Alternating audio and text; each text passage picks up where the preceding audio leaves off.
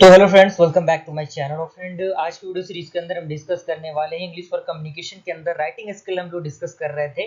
आज हम लोग डिस्कस करने वाले हैं three important stages in writing skill. यानी राइटिंग स्किल के अंदर कौन से ऐसे तीन स्टेज हैं जिनका होना और जिनका जानना आपके लिए बेहद जरूरी है, उनको डिस्कस करेंगे। उससे पहले अगर आपने इंग्लिश के पूरे कंप्लीट प्लेलिस्ट को एक्सेस नहीं किया तो प्लेलिस्ट को जरूर एक्सेस कर लीजिएगा, जिसमें हमने डिफरेंट टाइप्स ऑफ टॉपिक्स को बहुत ही बेहतरीन तरीके से कवर अप किया हुआ है। ओके, तो आइए स्टार्ट करते हैं फ्रेंड हम इसे। सबसे पहला आपका जो स्टेज है वो है आपका प्लानिंग स्टेज। यानी राइटिंग स्किल में सबसे पहला स्टेज जो आता है वो आता है आपका प्लानिंग स्टेज। अब ये क्या होता है, इसको हम लोग डीपली समझ लेते हैं।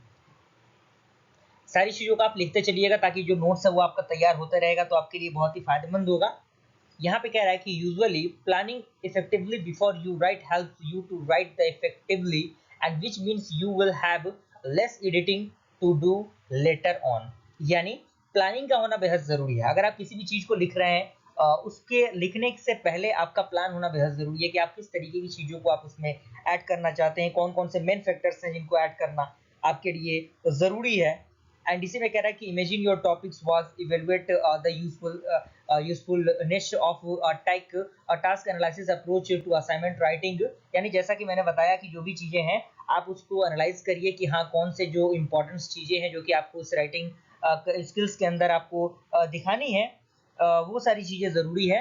और there are many ways of planning. यानी प्लानिंग के बहुत सारे तरीके हो सकते हैं, जिसमें आप देखिए कि it is the planning phase of the writing process and the idea and the organisation traits are important in the pre-writing phase, as the writer considered narrowing or expanding the writing focus and select an organizational structure that will most effectively showcase the student ideas.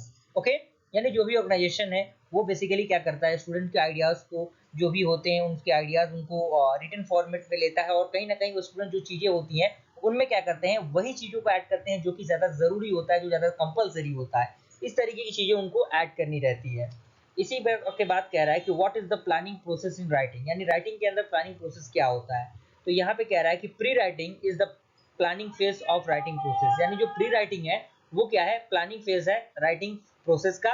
And during this phase writers may plan for writing by drawing pictures, making list, and brainstorming using the graphic or organizer, or the conferring with a peer as their anticipated writing on a topic for a particular audience। यानी जो आपका इसके अंदर जो आपके writers होते हैं उनको बेसिकली क्या करना होता है, प्लान करना होता है बाय राइटिंग। राइटिंग किसके फॉर्मेट में, ड्राइंग के फॉर्मेट में हो सकता है, किसी पिक्चर के फॉर्मेट में हो सकता है, किसी लिस्ट के फॉर्मेट में हो सकता है, और कुछ ग्राफिकल रिप्रेजेंटेशन के फॉर्मेट में हो सकता है, जो कि आपके पर्टिकुलर ऑडियंस के लिए जरूरी होता है। क्लियर हुआ। अगला आपका क्या है, अगला आपका यहीं पे है बेटर प्लानिंग। यानी बेटर प्लानिंग क्या हो सकता है, इसमें सबसे पहला है आपका क्या कह रहा है कि plan as you go along. यानी as well as before you start. यानी स्टार्ट से पहले आपका प्लान होना बेहद जरूरी है। ऐसा नहीं कि आपने स्टार्ट कर दिया देन उसके बाद आपने प्लानिंग किया, ऐसे नहीं करना है, जिससे कि आपका राइटिंग स्किल्स जो होता है वो ब्रोकन हो जाता है, यानी वो वहाँ पे ब्रेक हो जाता है। And if you get stuck midway and take a break from the actual writing and look at what you have already covered and where you are going next। जैसे कि मैं इस वीडियो को बना रहा हूँ, इस वीडियो को स्ट्रक्चर देना जरूरी था मेरे लिए, क्योंकि तभी स्टेप बाय स्टेप चीजें आएंगी। एक स्ट्रक्चर फॉर्मेट मैंने दिया है इसको, तभी एक के बाद आपको चीजें देखने को मिल रही है। तो ये क्या है, एक तरीका है जो कि रिटन स्किल्स के अंदर आते हैं। क्लियर हुआ। प्लान करना बेहद जरूरी है। यहाँ पे आपका सेकंड कह रहा है कि कीप अ नोटबुक। यानी इसमें कह रहा है कि use this as a place to record and explore ideas. यानी अगर आपको किसी आइडियाज को एक्सप्लोर करना है, उसके बारे में जानना है, तो कहीं ना कहीं आपको एक नोटबुक की सहायता लेनी होगी, जिसमें आप चीज़ों को लिखेंगे, चीज़ों को डिस्क्राइब करेंगे, जिससे कि आप किसी चीज़ को एक्सप्रेस करने से पहले अगर आप उस नोटबुक को देख लेंगे तो आपका रिवीजन हो जाएगा।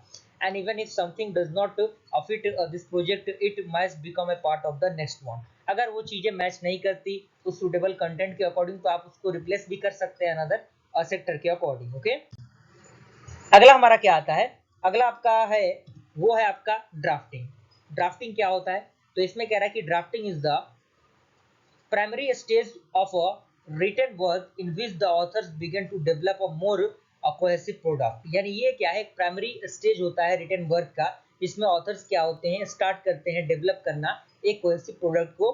And a draft document is the product that writer creates in the initial stage of the writing process, यानी ड्राफ्ट जो डॉक्यूमेंट एक प्रकार का प्रोडक्ट है जिसमें जो राइटर होते हैं वो क्रिएट करते हैं एक इनिशियल स्टेज को ऑफ द राइटिंग प्रोसेस के लिए।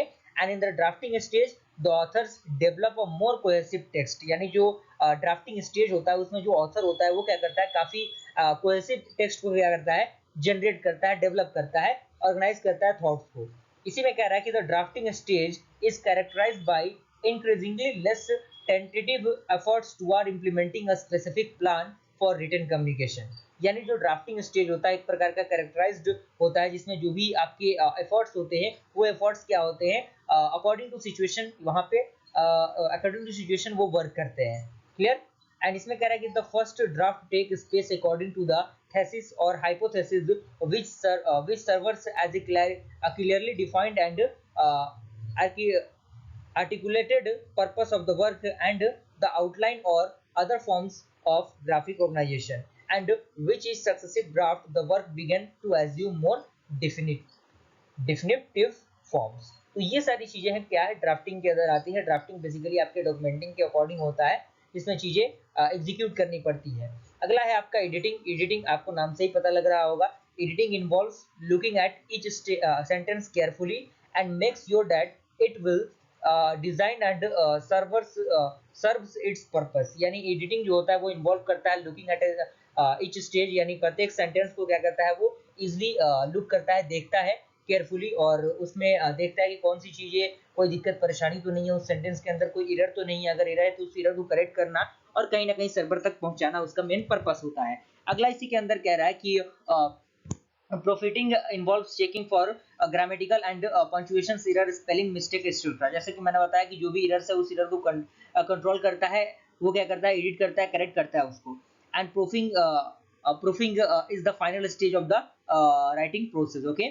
इसी में कह रहा है कि editing is the process of selecting and preparing written visual audible and film media used to convey information, यानी एडिटिंग एक प्रकार का प्रोसेस है जो सेलेक्ट करता है और प्रिपेयर करता है रिटन विजुअल और ऑडिबल जो आपके फिल्म्स मीडियास होते हैं उनको क्या करता है, इसके अकॉर्डिंग उनको कन्वे करता है, उनको अटैच करता है। दैट मींस ये।